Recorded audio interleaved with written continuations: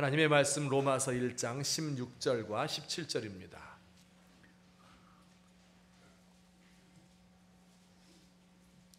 신약성경 239면 로마서 1장 16절과 17절 말씀을 함께 한 목소리로 합독하시겠습니다.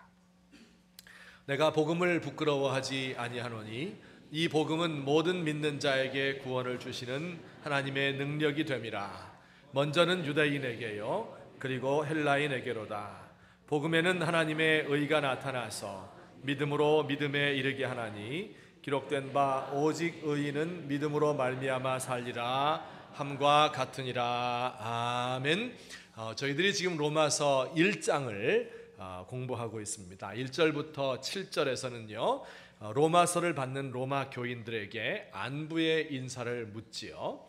그리고 8절부터 15절에서는 로마에 편지를 쓰는 이유, 또 그곳에 방문하고 싶어하는 이유에 대해서 설명을 하고 있습니다. 지난주에 공부했습니다. 그리고 이제 1장 16절과 17절 말씀인데 이것은 앞으로 1장 18절부터 저 맨 마지막까지 이야기하고자 하는 그 복음에 대해서 그 복음이 왜 중요한가 하는 것을 서론적으로 이야기를 해줘요. 그러면서도 로마서 전체의 핵심이 되는 그러한 요절인 것입니다. 우리 그런 의미에서 다시 한번 읽어볼까요? 우리가 내년 10월 달에는 로마서 암송대회를 할 거예요. 그때 틀림없이 이건 지정곡으로 범위로 나올 테니까 지금부터 외워두시는 게 좋습니다. 다 같이 시작. 내가 복음을 부끄러워하지 아니하노니 이 복음은 모든 믿는 자에게 구원을 주시는 하나님의 능력이 됨이라. 먼저는 유대인에게요 그리고 헬라인에게로다.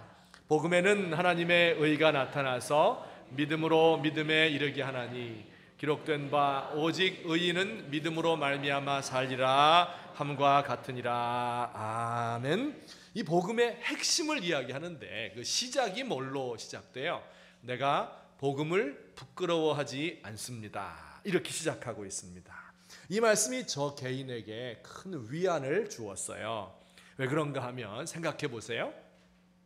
복음을 부끄러워하지 않는다 이렇게 바울 선생님이 이야기할 때는 언젠가 자신이 한번 복음을 부끄러워한 적이 있었는데, 아니면 그가 보기에도 다른 사람이 어째 복음을 부끄러워할 것 같은 그런 마음이 들어서 이런 말씀을 기록했겠지요. 여러분도 복음을 부끄러워한 적이 있습니까? 저도 많습니다. 그 언제 주로 그런가 하면 이제 점심 먹으러 다 같이 갔는데 예수 믿는 사람들끼리 가면 같이 기도하고 각자 기도하고 이제 밥 먹어요. 그런데 안 믿는 사람하고 갔을 때, 아니면 나 혼자 갔는데 주변에 안 믿는 사람만 있어요. 그러면 기도할 때 어떻게 할까? 잠시 동안 고민을 하지요. 내가 그래도 교회에서 집사 받았는데 기도는 해야 될 것 같은데, 근데 기도하면 남들이 막 쳐다보고 조롱할 것 같은 느낌이 들어요. 그래서 발명한 게 뭐냐면 세수 기도입니다. 이렇게 마른 세수하는 것처럼 위로 탁 비비면서 하나님 오늘 점심밥 주셔서 감사합니다. 예수님의 이름으로 기도합니다. 3초 딱 걸립니다. 그러면 옆에 사람이 이 사람이 기도했는지 뭐 했는지 잘 몰라요. 그러면서 이제 우리가 기도할 수 있죠. 혹은 성경책을 들고 다니는 것이 좀 부끄러워서 이제 가방에 넣거나 혹은 봉다리에 집어넣어서 가지고 다니는 사람들도 있어요.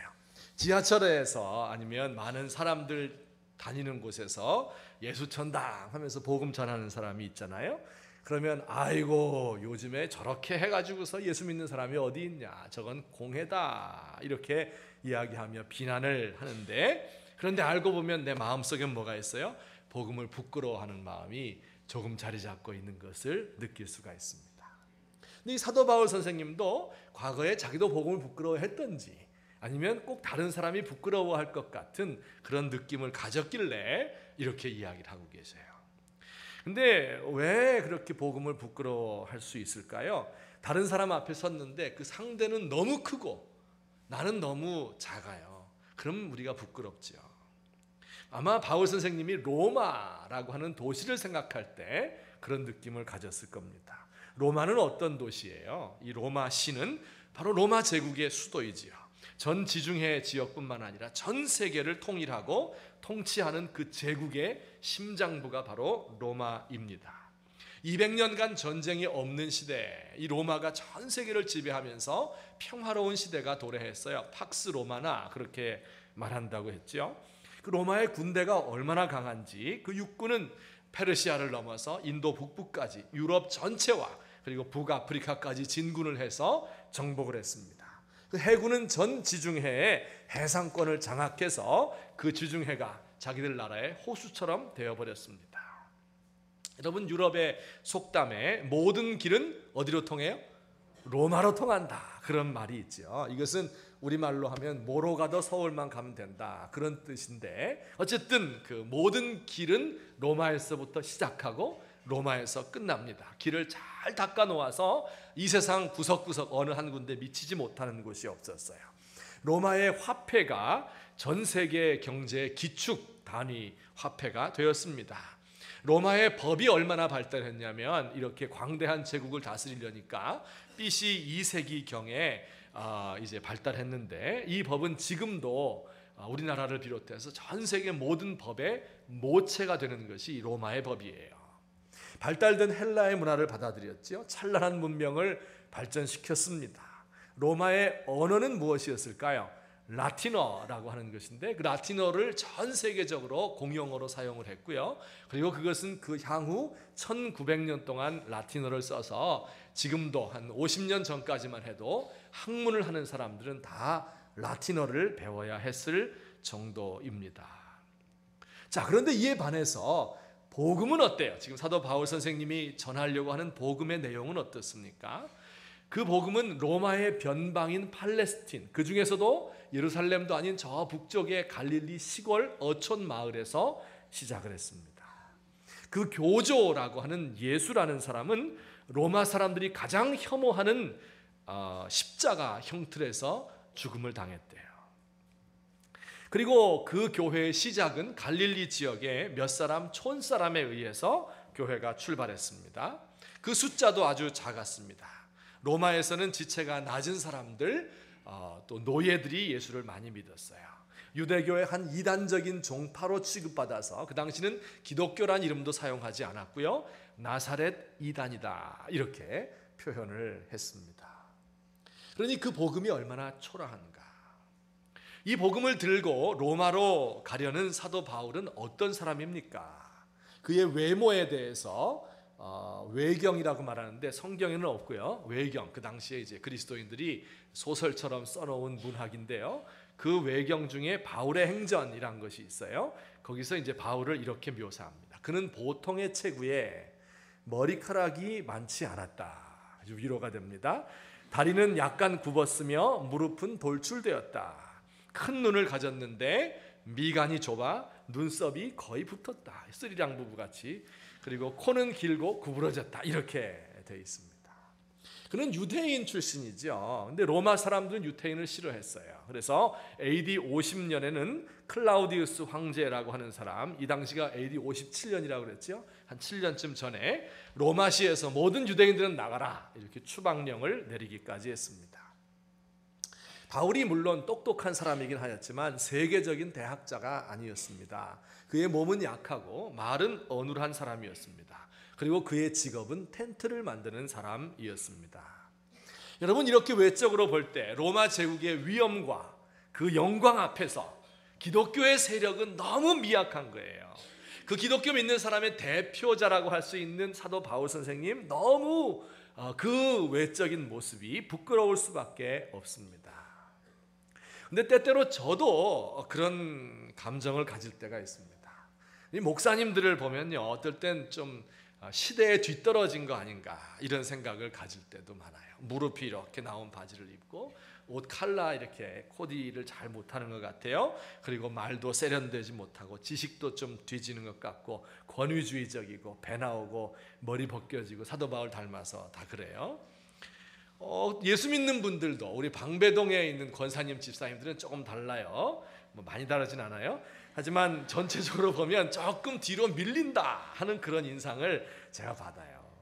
교회 나오는 사람 중에서 눈길이 가는 그런 미인도 별로 없고 또 지성미 넘치는 사람, 세련된 사람 별로 없어요. 시집장가 가려고 이렇게 중매 이렇게 하다 보면 예수 안 믿는 사람 쪽이 더 좋은 쪽이 많습니다. 성경 가방 하나 들고 떡진 머리로 새벽 예배에 나와서 주야 주야 이렇게 하는데 맨날 눈물 흘리고 슬퍼하고 뭐 달라고 징징거리고, 이런 것이 이제 그리스도인의 모습이 아닌가, 좀 부끄러울 때가 있어요. 이제 신학생들은 조금 더 합니다. 신학생 한 단어로 표현하면 남자들은 미스터 후줄근, 여자들은 미스 부스스입니다. 아주 30년 전보다 별로 나아진 것이 없어요. 최근에 이제 예술대학 학생들이 많아져서 아주 캠퍼스 분위기가 밝아졌는데, 그전에는 대단히 우중충하고 아주 어두웠었습니다. 저는 뭐 이렇게 특별히 남의 외모를 보고 뭐 판단하고 이렇게 하지 않지만은, 그러나 지식이 많은 사람을 보면 좀 부러워집니다. 어떤 사람은 방대한 과학 지식, 사회학 지식 막 이런 거 역사적으로 쫙 꿰뚫어서 말이에요. 그 흐름을 다 이해한 거예요. 그리고 자기의 주장을 탁 펼치는데 알기 쉬운 말로, 그러면서도 아름다운 언어로 글을 써서 책을 탁 내는 사람을 보면 와, 은맥 기주고 그러면서 주눅 들고 부끄러워질 때도 있습니다. 여러분, 이런 것들이 사도 바울 선생님이 복음을 부끄러워할 뻔한, 복음이 왠지 부끄러워질 것 같아 보이는 그런 시대의 이야기입니다. 그리고 우리들도 마찬가지 그런 시대에 지금 살고 있습니다. 근데 사도 바울은 자기가 복음을 부끄러워하지 않는다고 담대하게 이야기를 하고 있습니다. 정말 지금보다 훨씬 더 기독교의 세력이 약하고 미약하고 로마 제국은 너무 강하고 영광스러운데 그 앞에서 전혀 주눅들지 않고 내가 복음을 부끄러워하지 않습니다, 이렇게 이야기를 했어요. 그런 믿음이 어디서 나왔을까요? 왜 그랬을까? 왜 그런 말을 했을까 하는 것이 오늘의 주제입니다. 제가 두 가지로 나누어서 우리가 복음을 부끄러워하지 않아야 하는 이유, 복음의 특징이 무엇인가 하는 것을 말씀드리겠습니다. 첫째로 다 같이 우리 큰 소리로 읽습니다. 시작. 복음은 하나님으로부터 온 것이기 때문에 부끄러워하지 않습니다. 오늘 성경에 아까 읽었던 요절 16절에 보면 내가 복음을 부끄러워하지 않는데, 그 이유는 이 복음은 모든 믿는 자에게 주시는, 구원을 주시는 하나님의 능력이다. 누구의 능력이요? 하나님의 능력이다. 하나님이 모든 사람을 구원하기 위해서 만드신 하나님의 것이다. 하나님의 작품이다. 그런 뜻이에요. 17절에도 복음에는 뭐가 나타났어요? 사람의 의가 아니라 하나님의 의가 나타났다. 이건 하나님의 만들어진 작품이다. 그런 뜻입니다.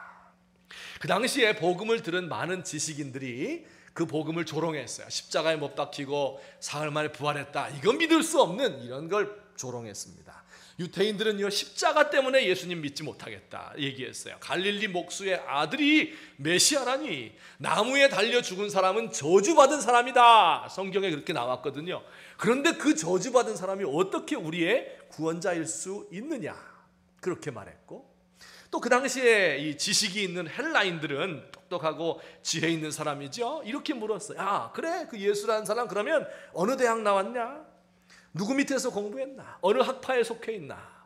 이것을 물었습니다. 예수님 물론 어느 학파에 속해 있지 않습니다. 저수를 남긴 적이 없습니다. 대학 나온 적이 없어요. 그러니까 이들은 예수님을 무시했습니다. 그때 이 모든 예수님을 조롱하는 것을 다 아신 사도 바울 선생님이 이렇게 말씀했어요. 우리는 십자가에 못 박힌 누구를 전해요? 그리스도를 전하는데 유대인에게는 거리끼는 것이요 이방인에게는 미련한 것이다. 그렇지만 성경에서는 이런 사람의 조롱에 대해서 그리스도는 하나님의 능력이요 하나님의 지혜이다 라고 선언을 했습니다. 그리고 이렇게 덧붙여요. 하나님의 어리석음이 사람보다 지혜롭고 하나님의 약하심이 사람보다 강하니라. 이것은 굉장히 풍자적인 표현이죠.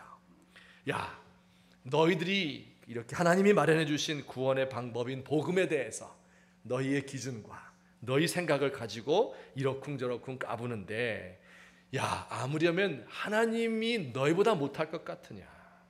하나님이 이 생각 저 생각 이국리 저국리 하다가 아들을 십자가에 보내서 죽게 하신 방법을 택했는데 너희들 보기에는 이상하게 보이고 어리석게 보일지 몰라.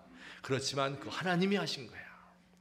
네가 만약에 그렇게 하나님 하신 구원을 어리석게 생각하거든 네가 한번 해봐, 그런 뜻입니다. 인간의 강한 것이 하나님의 약함보다 훨씬 더 약할 수밖에 없다, 그런 뜻입니다. 제가 지지난주쯤에 한 예능 프로그램을 보다가 이런 이제 프로를 제가 보게 되었어요. 텔레비 자주 보는 거 아니에요. 딱 요거 하나 봤는데 거기 나왔어요. 초등학교 2학년 아이가 시를 썼어요. 초등학교 2학년 어린아이가 시 썼어요. 그 시가 간단해요. 제가 읽어드릴게요. 4줄로 되어 있습니다. 첫째 줄, 엄마가 있어 좋다, 나를 이뻐해 주어서. 둘째 줄, 냉장고가 있어서 좋다, 나에게 먹을 것을 주어서. 셋째 줄, 강아지가 있어서 좋다, 나랑 놀아주어서. 넷째 줄, 아빠는 왜 있는지 모르겠다.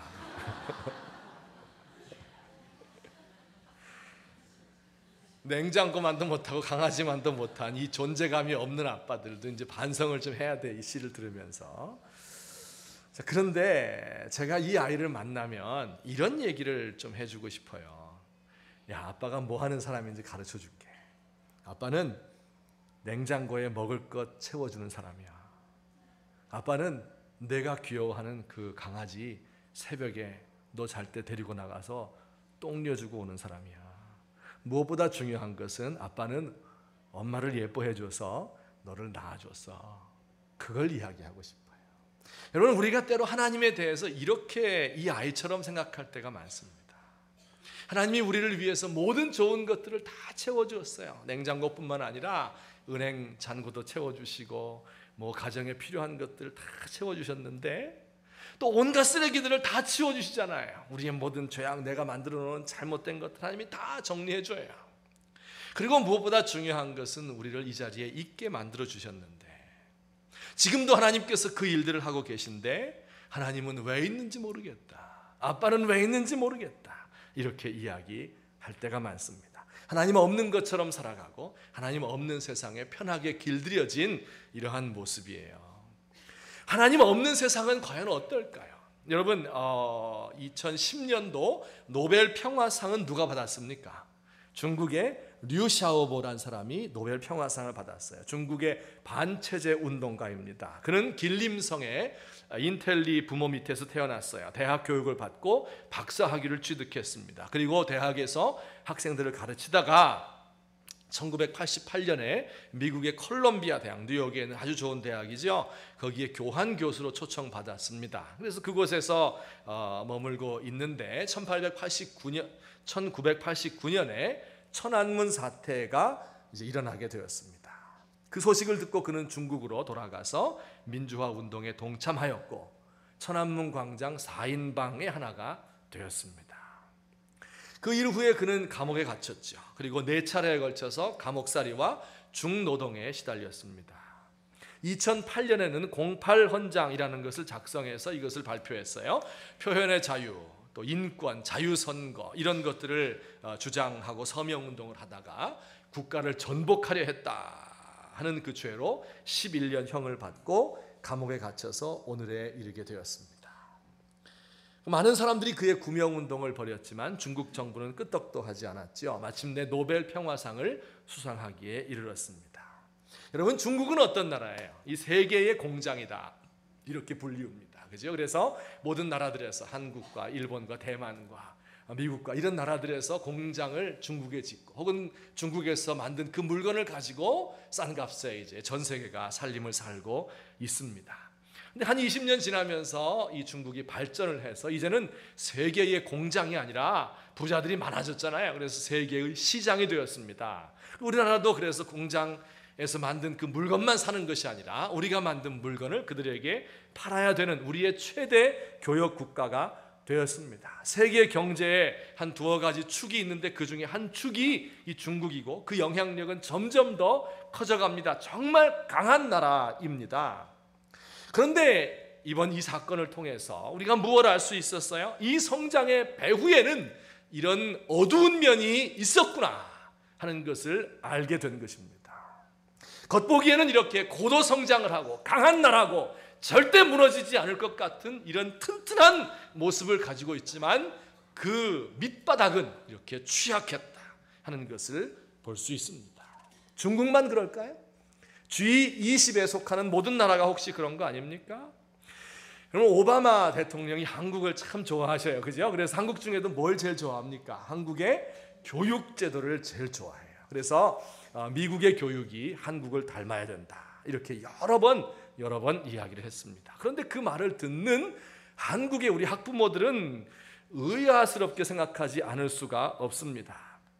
한국의 교육이 문제가 많고 돈이 너무 많이 들기 때문에, 그런데 미국에만 가면 좋아요. 그래서 미국 가면 아이들이 한국에 절대 돌아오려고 하지 않습니다. 또 기회가 되면 미국에 조기 유학이라도 보내려 하고, 그것도 안 되면 원정 출산이라도 해서 미국 교육의 혜택을 받게 하려고 하는 게 우리 부모님들 아니에요? 근데 왜 오바마 대통령은 그렇게 한국 교육을 좋아할까요? 아마 한국 교육의 좋은 면만 봤기 때문에. 수학 경시대회, 과학 경시대회 나가면 늘 1등하고, 파출부에서도 과외비 대주는 엄마들의 이 교육열, 이런 것을 좋아한 거죠.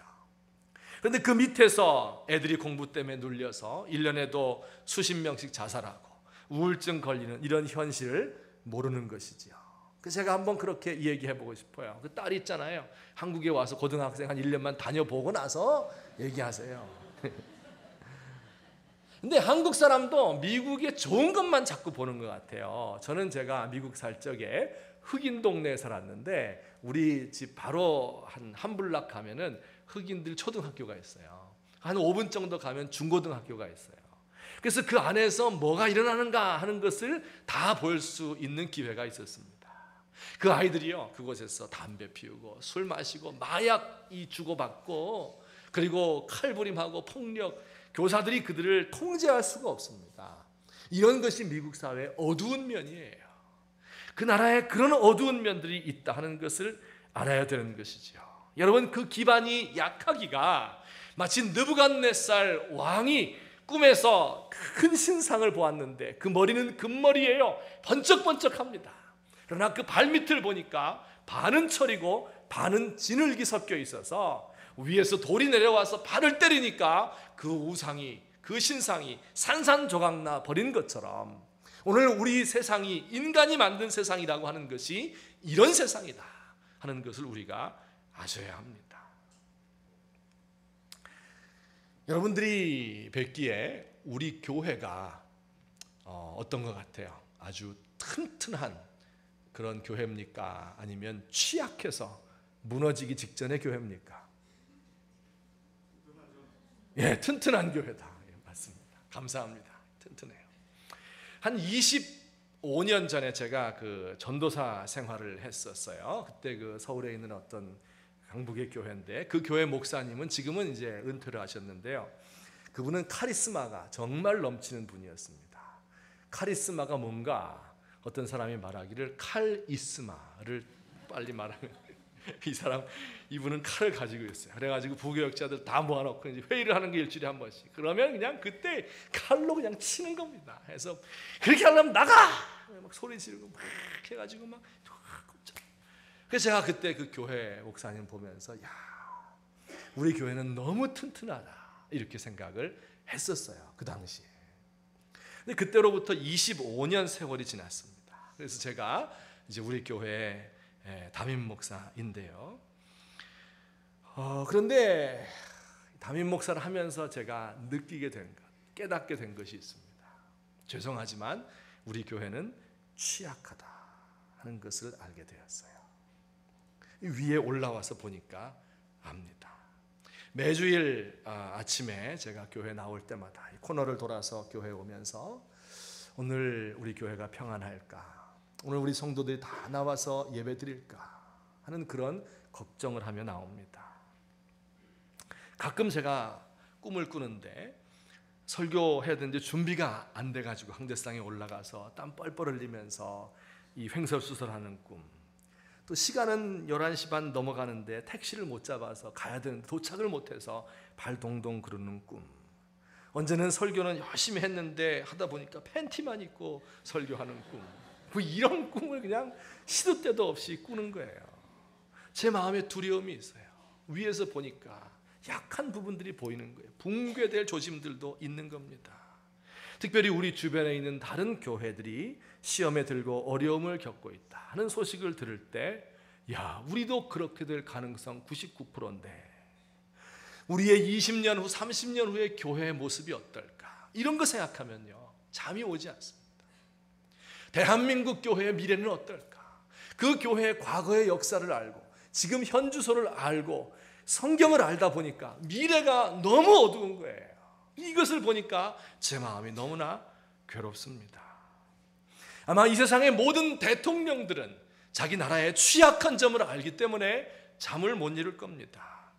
여러분 가운데 모든 CEO들은요, 우리 회사의 취약한 부분을 다른 사람들은 몰라요. 나밖에 모릅니다.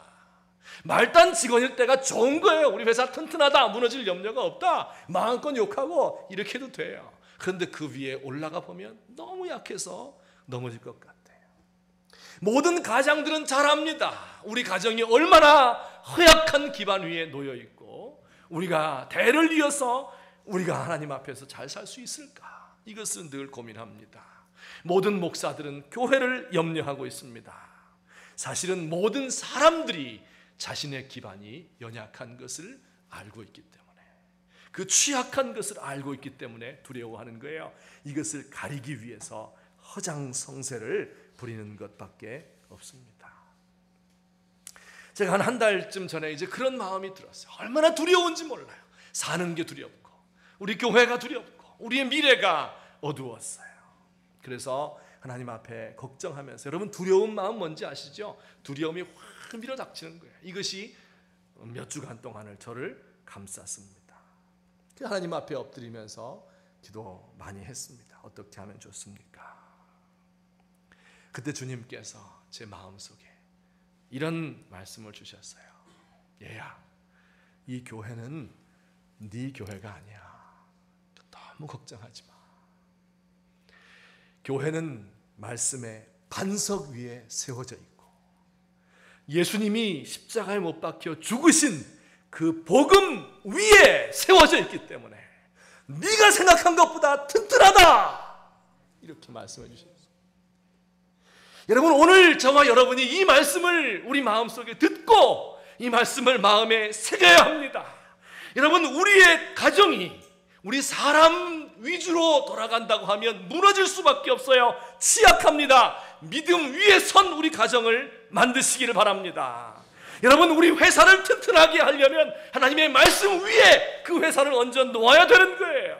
여러분, 우리 나라가 하나님의 법 위에 세워지게 될 때에 그때 튼튼하게 되는 것입니다. 우리 자신들이 하나님께서 우리에게 주신 그 복음의 말씀 그 위에 나 자신을 정립하게 될 때, 그때 우리 하나님 앞에서 담대하게 살 수 있는 것입니다.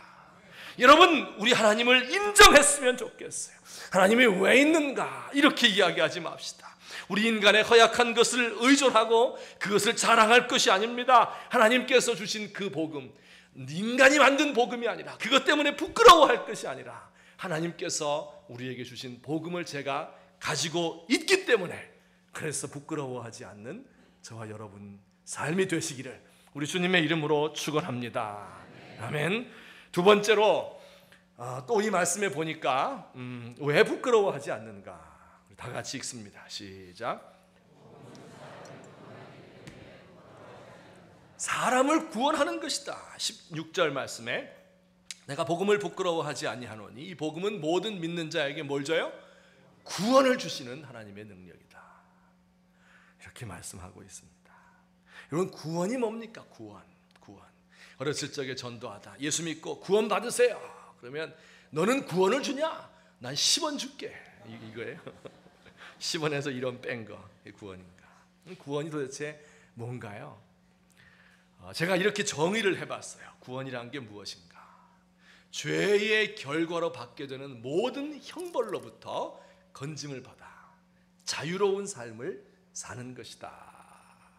아멘. 이것이 구원이라고 하는 거예요. 그 죄의 형벌 중에 제일 무서운 형벌, 궁극적인 형벌, 최후의 형벌이 뭐예요? 지옥으로 떨어지는 겁니다. 우리 예수님께서 우리의 영혼을 구원해서 그래서 우리를 천국 백성 만드셨다. 그 말은 우리를 그 지옥으로 떨어질 영혼들을 구해냈다, 그런 뜻입니다. 건져냈다는 거예요. 마치 물에 빠진 사람 건지는 것처럼, 구덩이에 빠져서 헤매는 사람 밧줄 던져주는 것처럼, 노예로 잡혀있는 사람 해방시켜주는 것처럼 이렇게 우리를 건져주셨다, 구원해내주셨다, 이겁니다.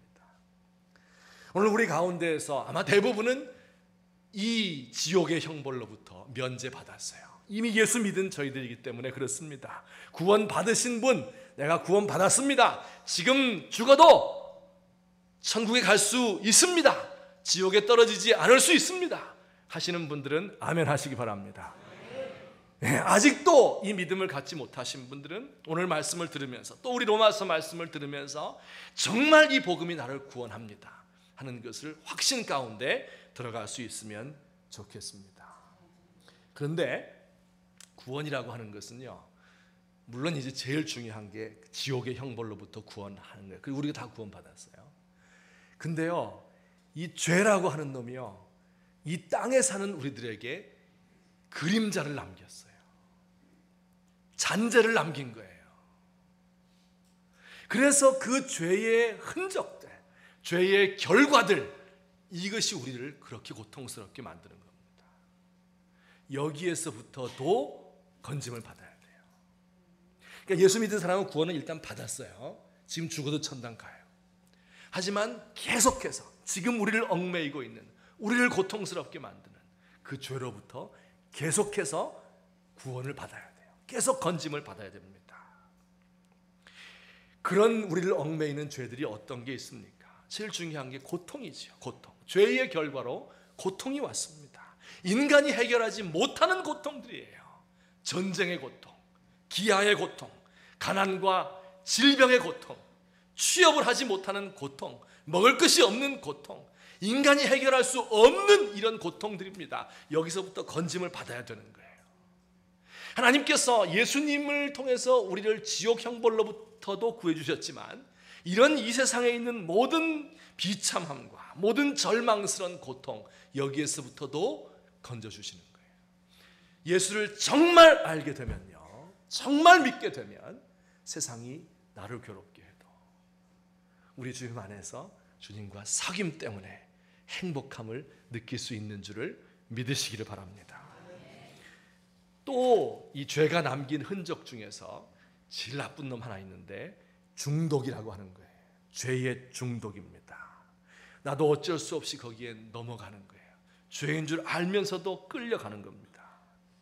혹시 옷 중독 걸려보신 분 있어요? 옷, 포이즌 아이비, 옷, 이 풀 속에 숨어 있다가 풀 뽑을 때 다치면 이제 닿으면 옷이 옮잖아요. 근데 저도 한번 딱 옮아봤는데요, 그 옷이 옮으면요, 긁어야 돼요. 너무너무 가려워서 긁어야 돼요. 근데 긁는 순간 그 쾌감은요, 이 세상의 어떤 것으로도 줄 수 없는 쾌감이에요. 제가 느껴본 그 모든 쾌감들이 있을 거 아니에요. 그 모든 쾌감 곱하기 100입니다. 얼마나 좋은 거예요. 너무 짜릿한 거예요. 그래서 긁어요. 그러면 여기가 벌겋게 달아오릅니다. 좀 더 위를, 여긴 또 긁으면 아프니까 위를 긁으면요, 너무너무 시원해서 황홀해서, 이거 뭐 마약 먹은 거예요. 너무나 황홀해요. 그런데 긁으면 상처가 나고 부어오르는 거예요. 여기 긁으면 또 이렇게 된다는 걸 알아요. 그렇지만 또 해요. 왜냐하면 너무 좋으니까. 그래서 온 몸이 다 빨갛게 될 때까지 긁을 수밖에 없어요. 제가 한번 그런 경험을 한 적이 있는데, 제가 생각하기에 죄가 그런 것 같아요. 너무 짜릿해, 너무 달콤해, 너무 시원해. 이거 이성적으로 생각하면 거기 빠지면 안 되는데, 나 폐가 망신하는데, 나 이거 한 방에 훅 가는데, 다 알면서도 가는 거예요. 음란물 중독, 바다 이야기, 뭐 게임 중독, 알코올 중독, 다 알아요. 이렇게 하면 안 되는 거, 마약 중독. 그런데 그 길로 가는 겁니다. 습관적으로 죄를 범하는 거예요. 여기서부터 구원을 받아야 돼요. 아멘. 우리 주님의 십자가를 아는 사람들은요, 이것들을 끊을 수 있는 능력을 우리 주님께서 주시는 것을 믿으시기를 주의 이름으로 축원합니다. 우리 주께서 우리를 죄악 가운데 살다가 영원만 천국 가라, 그게 아닙니다. 이 땅에서 그 죄악을 끊고 살 수 있도록 능력을 부여해 주셨습니다. 또 죄가 남긴 잔재들은 어떤 거예요? 마귀란 놈이 말이에요. 우리를 확 낮춰버리는 거예요. 우울증 걸리게 만드는 거예요. 두려움에 두려움 뭔지 아시죠? 그냥 어떡하지 이런 걱정 정도가 아니라 마귀가 주는 두려움이 있어요. 확 몰아닥치는 거예요. 견딜 수 없는 두려움, 외로움, 절망감, 낙심, 그 자살하는 게 거기에 있는 겁니다. 이런 마귀의 세력을 끊어주는 거예요. 그래서 주께서 거기서부터 우리를 건져주시는 겁니다. 그래서 용기 있게 살 수 있도록 내가 세상을 이겼다, 담대하라 말씀하시는 그 주님의 음성을 들으셔야 됩니다. 또 남긴 게 뭔 줄 알아요? 악한 제도들이에요. 그 제도들 너무나 악하기 때문에 거기서 우리가 어떻게 헤어나올 수가 없어요. 내가 아무리 착한 일을 하려고 나는 발버둥 쳐도 거기에 묶여서 도저히 헤어나올 수가 없습니다. 가부장제의 사회 속에 살면서 고부간의 갈등, 또 자본주의 시대에 살면서 노사 간의 갈등, 이렇게 일에 얽매여 살아갈 수밖에 없는, 나를 얽매는 이런 모든 제도들이 있잖아요. 여러분, 이런 것들로부터 구원을 받는 거예요. 진정한 구원을 아는 사람들은 그 제도를 우습게 보는 거예요. 그 위에 올라가서 그것을 초월해서 거기서 고통하고 있는 사람들을 건져낼 수 있는 이런 사람이 되는 것입니다. 복음이 구원이다 할 때는 첫째는 지옥으로부터 구원이고, 둘째는 이와 같은 죄의 세력들, 죄의 잔재들, 죄가 남긴 결과들, 이런 것들로부터의 구원입니다. 결론적으로 말씀 맺겠습니다. 이것들을 해결해 주는 게 복음인데, 여러분, 이 구원은요 반드시 외부에서부터밖에 나올 수 없습니다.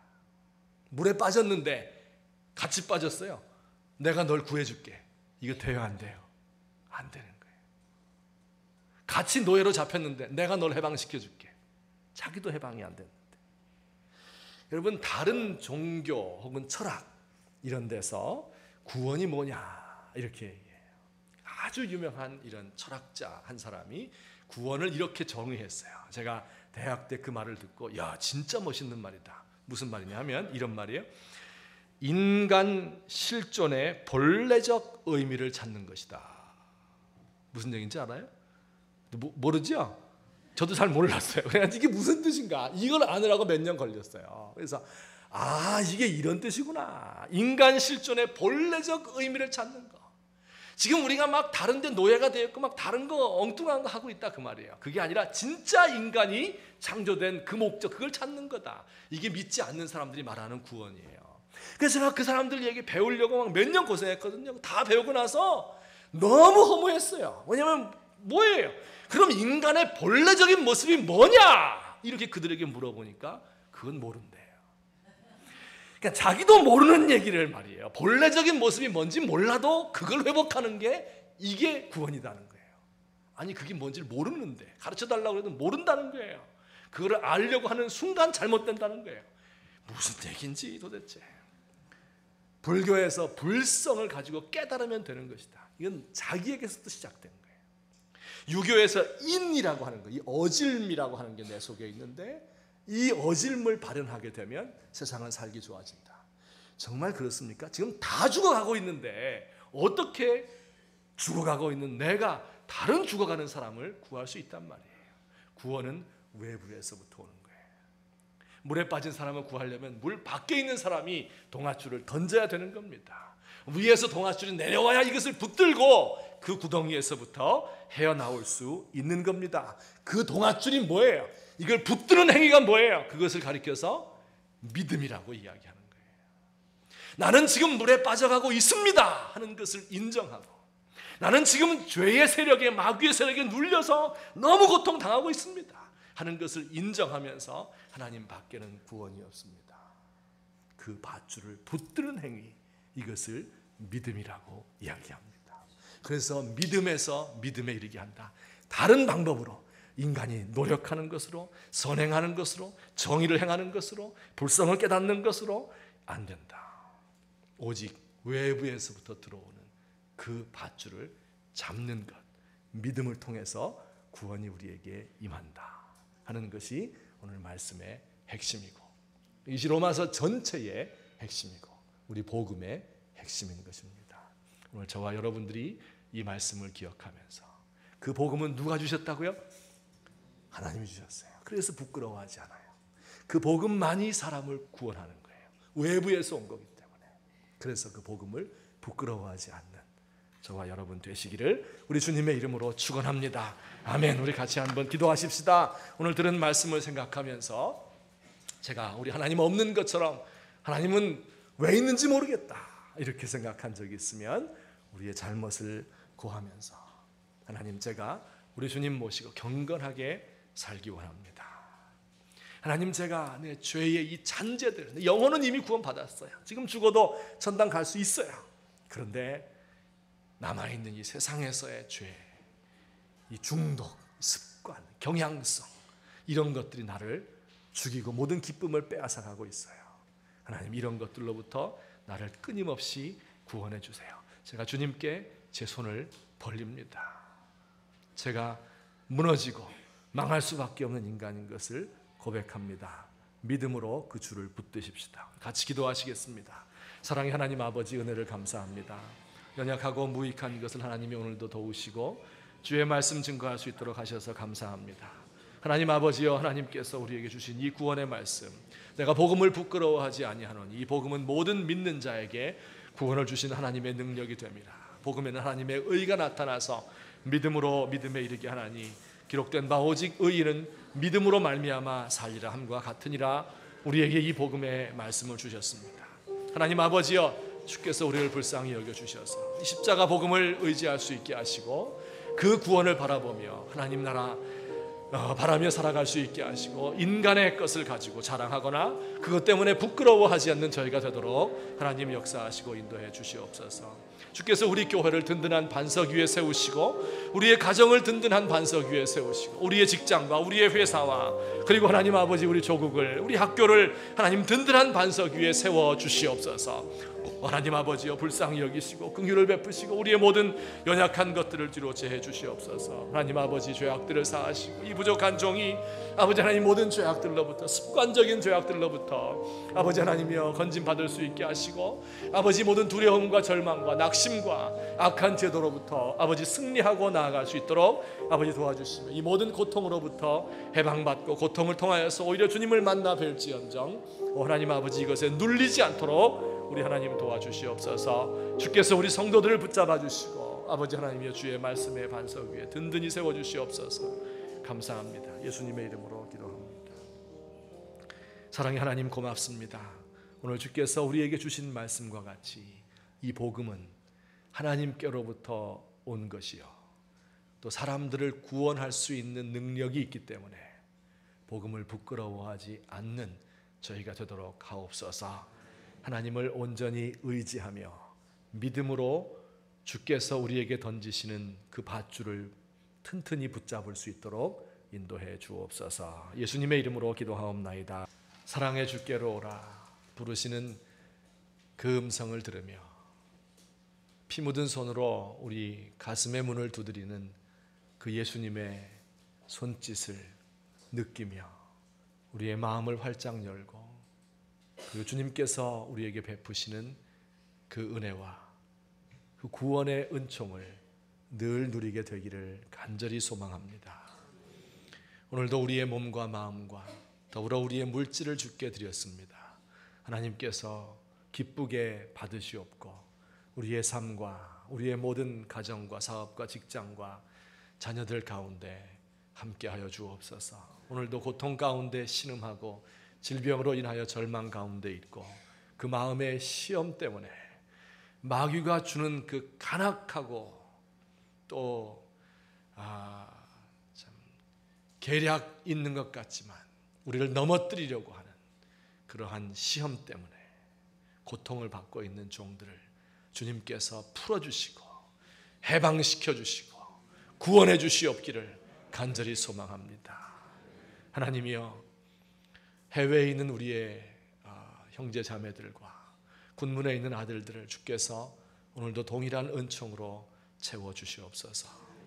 이제는 우리 주 예수 그리스도의 은혜와 하나님 아버지의 사랑과 성령님의 교통하심이 오늘 주 앞에 나와서 우리 인간의 의가 없습니다. 우리의 능력으로 우리를 구원할 수 없습니다. 하나님의 도우심을 바라며 우리 하나님을 아버지로 인정하는 주의 사랑하는 백성들 머리 위에 지금부터 영원토록 함께 계실지어다. 아멘.